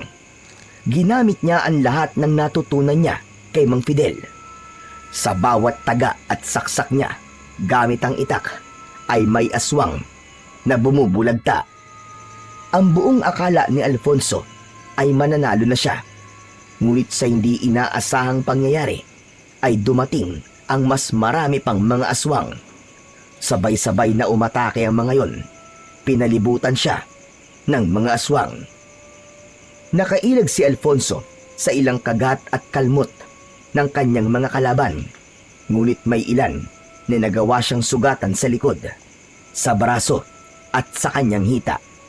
Hanggang sa isang aswang ang kinagat siya sa gilid ng kanyang leeg mula sa kanyang likuran. Napaluhod bigla sa lupa si Alfonso nang umalis ang aswang sa kanyang likod. Bigla siyang nakaramdam ng panghihina. Isa-isa niyang tinignan ng mga aswang na nakapaligid sa kanya. Mga hayop kayo! Hindi ako papayag na matalo niyo ako. Kailangan niyong malaman na nagkamali kayo sa desisyon niyong bumalik pa kayo rito. Unti-unting lumapit kay Alfonso ang mga aswang na nakapalibot sa kanya.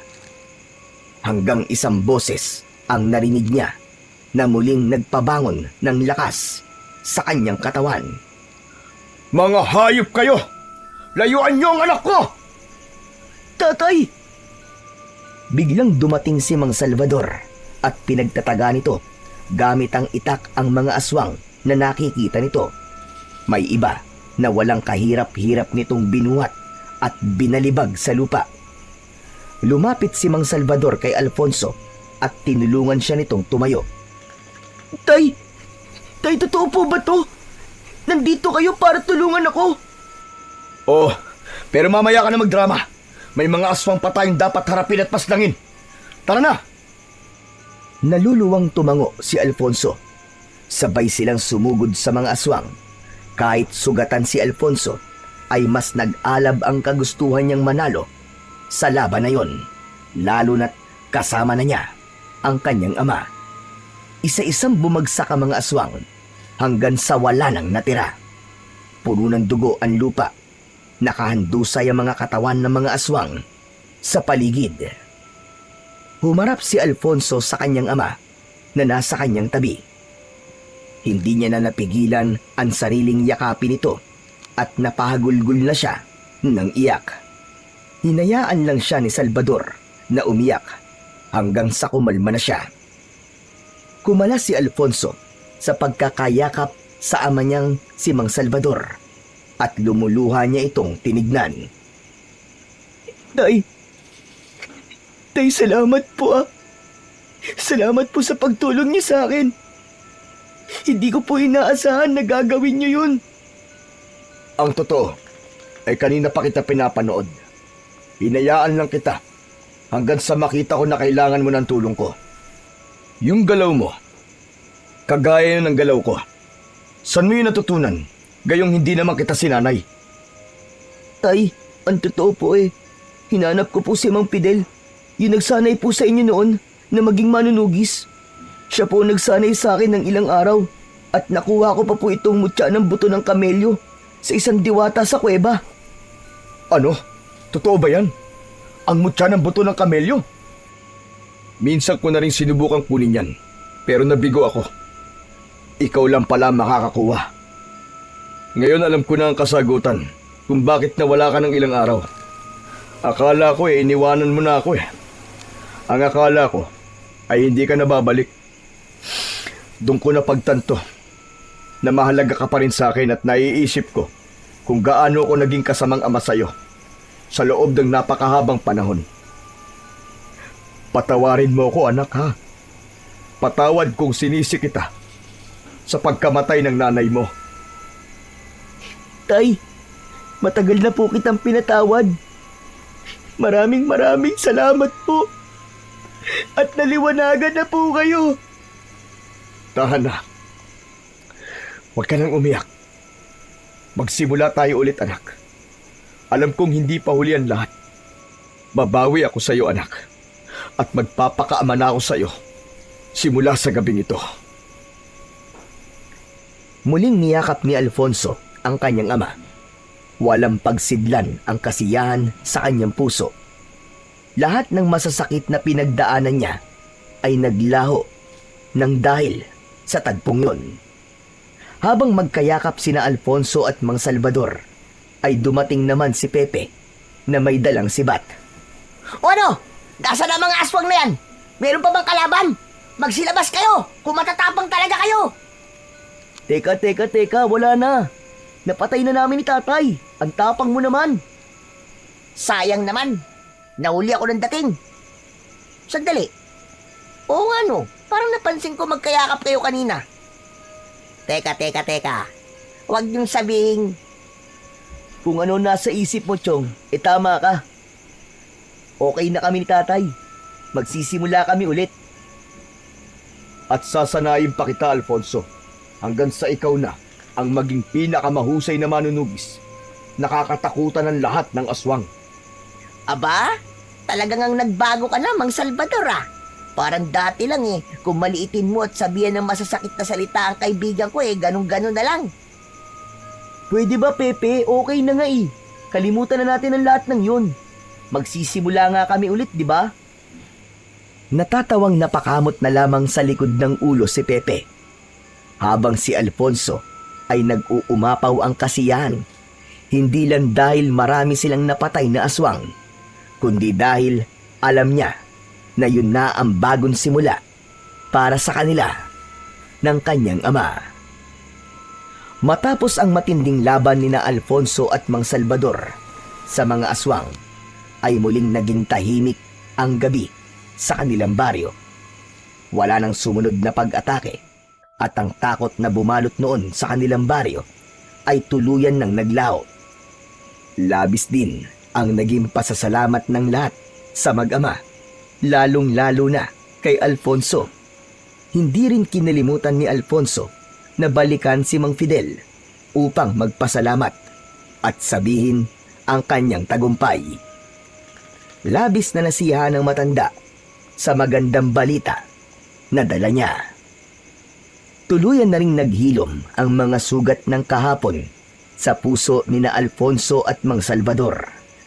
Naging maayos na ang trato ni Mang Salvador kay Alfonso at sinanay pa siya nito ng gusto sa pakikipaglaban sa mga aswang.